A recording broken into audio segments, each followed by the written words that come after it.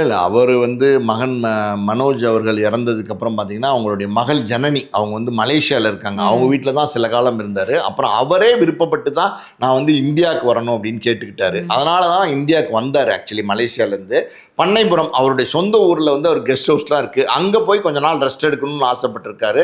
அங்க போய் சில மாதங்கள் ரெஸ்ட் எடுத்திருக்காரு. ம். அது இல்லாம பார்த்தீங்கன்னா, ஹாஸ்பிட்டல்ல அட்மிட் பண்ணியிருந்தாங்க. ஒரு 4 மாசத்துக்கு முன்னாடிலாம் ஹாஸ்பிட்டல்ல அட்மிட் ம். பண்ணியிருந்தாங்க. ரொம்ப ஒரு கவலைக்கிடமான நிலைமையில பாரதி ராஜா சார் இருந்தாரு. அப்ப கூட நம்ம வீடியோஸ்லாம் பார்த்தோம். யார் இருந்தா கூட மனைவி இருந்தாங்க, ம். மகள் ஜனனி இருந்தாங்க, எல்லாருமே இருந்தாங்க. பாரதி ராஜா சாருக்கு பேரம்பேத்தி இருக்கு, மனோஜோடைய மனைவி இருக்காங்க, மனோஜோடைய குழந்தைகள் இருக்காங்க. ஸோ எல்லாருமே பாரதி ராஜா சாரோடய இருக்காங்க. அதுல எந்த மாட்டு கருத்தும் கிடையாது.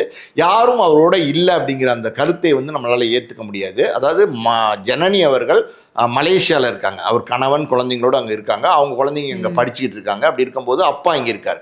இதுதான் அவங்க அங்கே இருக்காங்க ஃபாரினில், அப்பா இங்கே இருக்கார். அதுதான் யாரும் கூடவே இல்லை அப்படிங்கிறதெல்லாம் ஏற்றுக்கொள்ள முடியாத கருத்து. மனைவி கூட தான் இருக்காங்க. எங்கேயாவது அவங்க ஒரு வெளியூருக்கு போயிருக்கலாம். அந்த நேரத்தில் இந்த அசம்பாவிதம் நடந்திருக்கலாம்.